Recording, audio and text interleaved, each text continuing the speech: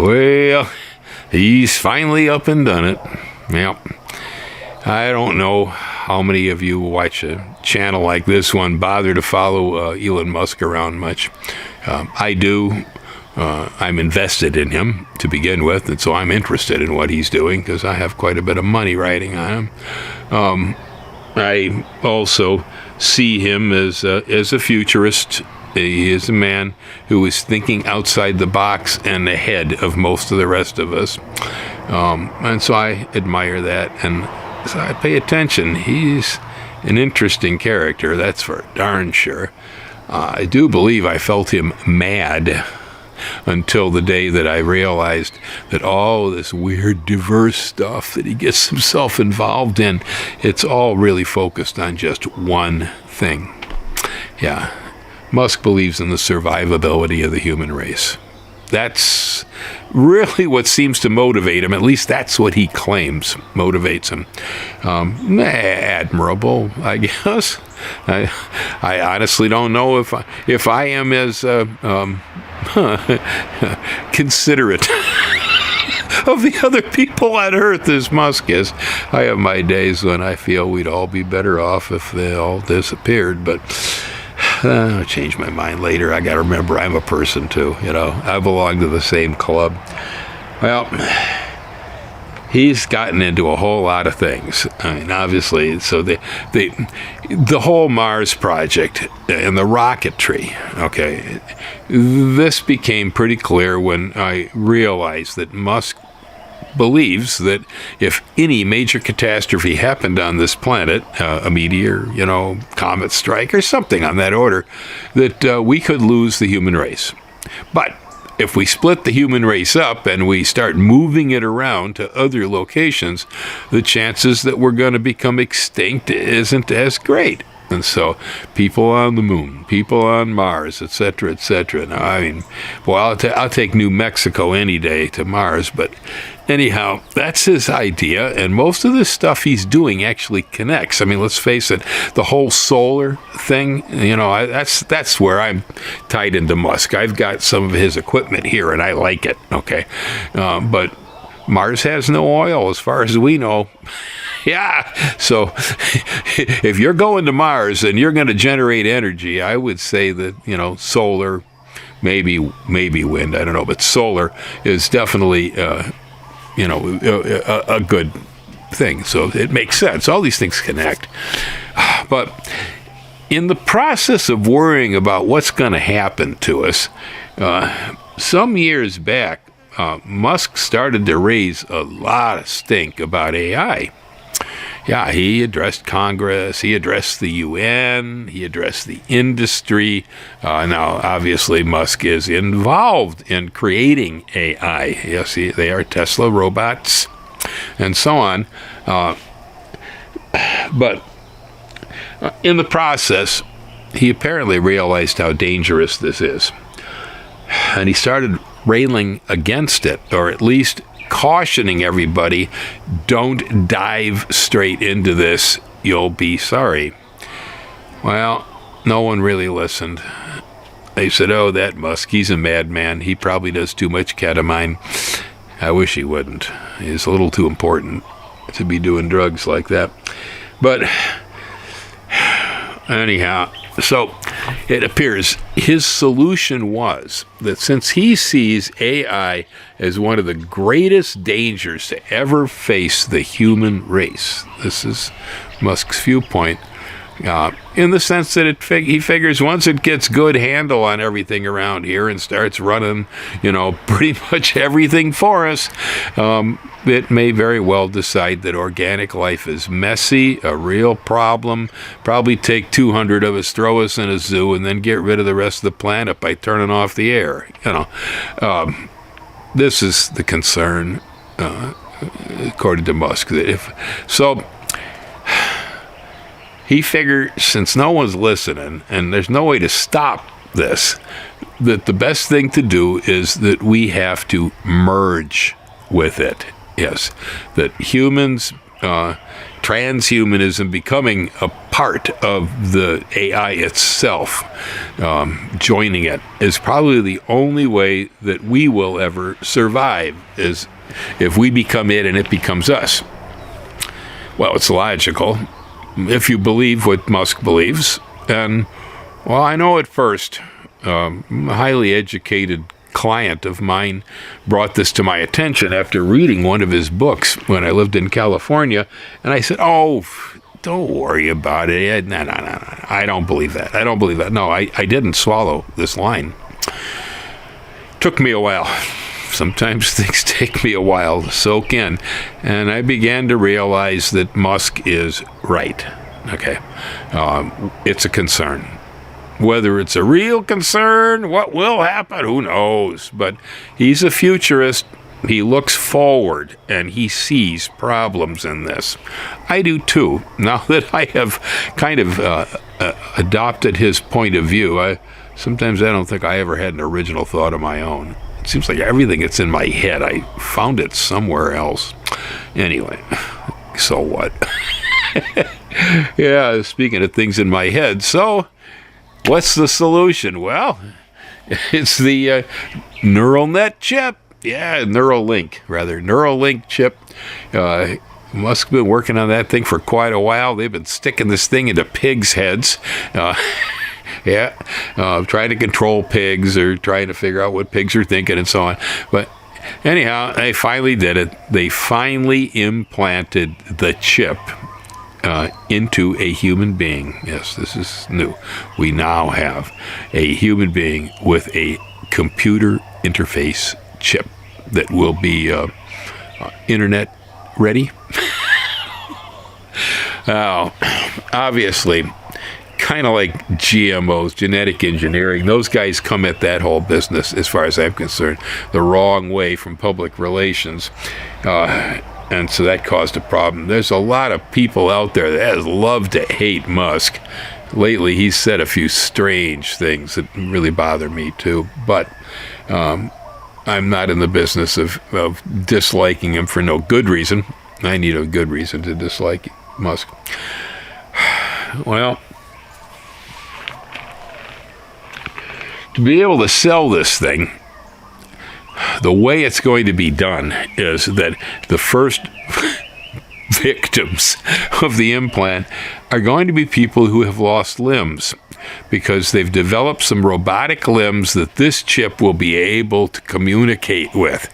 By putting this into a person's head, just by thinking, they'll be able to move their arm just like I do, even if the arm isn't flesh. Okay, it could be a mechanical arm, a leg, things like this. This is how it's coming in. It's coming in as a medical device. And it's admirable. That if it was my situation, if it was me, and I had lost a leg, I might consider, once they've proven the thing is relatively safe, all right, I might consider.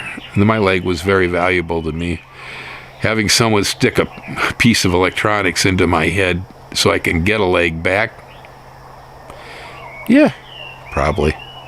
I don't know. Probably, though. Probably. I like my leg. Well, let's see. Musk knows, I know, we all know that if you want to sell something, you got to bring it in from the right angle at the right time, and bring it in as a medical device, especially with all the war on the planet right now and missing arms, legs, and things. It's great timing. Yeah. I don't know how many of the pigs he's killed accidentally with this chip. This will be the first human being. But, well, that's about Musk and the chip. It's coming, folks. And what it will mean to all the rest of you, eventually,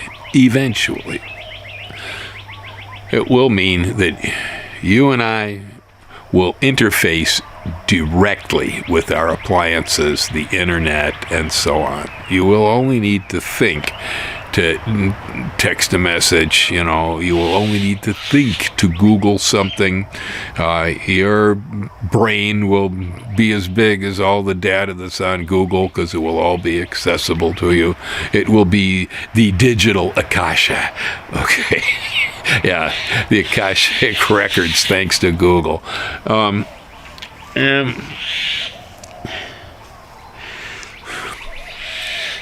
the device that is the interface here is our smartphone. Yeah. Now I'm going to talk a little bit about myself, because I'm getting into smartphone. Everybody out there know who Aldous Huxley was? Huh? British philosopher, writer, psychonaut. He did a lot of experimentations with mescaline, for instance. Huxley has a book. It's probably, in my opinion, one of the best ones he's ever written, called Brave New World. Yeah. He was visionary, because the book was written, back around the late 1920s, early 30s, I don't know, somewhere way back then. And, he foresaw birth control, oral birth control, mass, he foresaw promiscuous sex because of the birth control rising up in the society. He foresaw the death of religion. He foresaw a lot of the happy pills that we use these days. Yeah, he called it soma. There was a whole lot. Planned obsolescence, disposable economies, throwaway stuff. He foresaw all this in his writings, that these things would probably happen. While the world didn't turn out exactly the way Huxley thought it was going to, but boy, he got a lot of things right, I'll tell you that. And there's one thing about Brave New World just sticks with me these days. It's the primitives.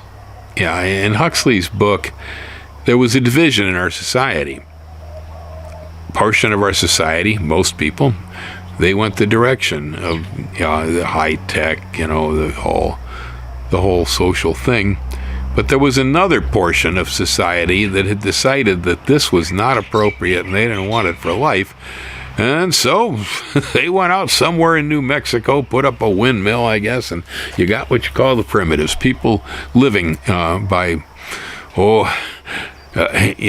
having babies the ordinary way, planting crops, doing the traditional, original type human behavior stuff. And there was separation in our society on that basis. I have my times when I think that way. I'm not one who follows herds. Okay, never have been. Just because everybody's running in a direction and going, oh, yeah, wow, cool. And I sit there and go, okay, what's that for? What are they doing? I will think it over. And I will say, what does this mean to me? Well, I oftentimes will find that the choices I make are in opposition to the general social consciousness. That's not at all unusual. An example, the internet came about and the computer, the PC, it came about. I had friends who owned them, most of them were working in government or in education and so on, and who would say, oh, Bill, you really got to have a computer. You would be perfect for, you'll love this, And I go, okay, yeah, what do I need it for? Well, there's so much stuff you can get from it. Like what? Well, you can look up this, that, and the... I do that already. I use a library. I use a dictionary. I blah, blah, blah, blah, blah. Okay. And so looking at that time, the expense of the machine, they're pretty cheap now. And again, looking at the fact that I would have to permanently have an internet hookup. So I'd have one more utility bill. Well, trust me, man, I don't have solar on my house because I like utility bills. All right. I don't drive an EV because I like paying gas companies. Okay. I'm not that kind of guy. And adding another utility that I knew would be there forever wasn't in my mind at the time. Well, the world changed around me, as it always does. And eventually what happened is, well, recording tape. I'm a musician. I do recording. I have a studio. A recording tape became completely obsolete. It's just a silly thing. And all recording became digital. Well, I used to do my stock picking and investing by a broker that I'd call on the phone, and I'd read the Wall Street Journal daily. Okay, the stock quotes in the Wall Street Journal were very important to me. Well, the world got so fast that those stock quotes were so obsolete by the time they got to my mailbox, it wasn't even worth thinking about it. And so trading went online. It became digital, and brokers became online brokers, and so on. Well, then there was drafting. Yeah, I pencil drafted my whole life, But once I started doing landscape designs for people, obviously, AutoCAD, digital drafting became important to me, especially when you're talking about plant designs. I can cookie cutter things. And I can take and put them in the file. And when I got the next guy around and I'm making a design, I can pull those cookies out. I can, I like that. That was a nice cookie. I can place these things, recycling without having to sit there with that pencil. And, if I spill my cup of coffee, I short out the computer these days. But I used to spill a cup of coffee and completely destroy a drawing. You can't sell it with coffee stains on it. And it was photography. I always wanted the dark room. Yes, a friend of mine's brother had a dark room when I was in high school, and boy, we used to enjoy that thing. Well, you don't need dark room anymore. Digital photography, you do it all with software right there on your computer. So the day came. Yeah, day came. I faced the music. I said, okay, no more recording tape. I got to record digital. No more Wall Street journals. I got to start investing online. Now I got a dark room. I can process my photography right here in this computer. On and on. And that was the day. The day I said, all right, this is important to me now. The world has changed enough around me that the way I was doing things is no longer going to work out. I got to do it this way. And I did. And so I'm not an old-fashioned sort of a guy. I'm old, right? But I'm not particularly old-fashioned. I don't reject things just for the heck of it. I need a reason. And everything that comes at me, I look at it, I think about it, I say, what does this mean to me? Do I really need it? And I'll have my friends all the time going, oh, Bill, you got to have, why don't you have, blah, blah, blah, blah, blah, blah. Social pressure, peer pressure. But that doesn't have much effect on me anymore. The majority of my peers are all dead anyway, so what do I care? What they think, they don't think anymore. So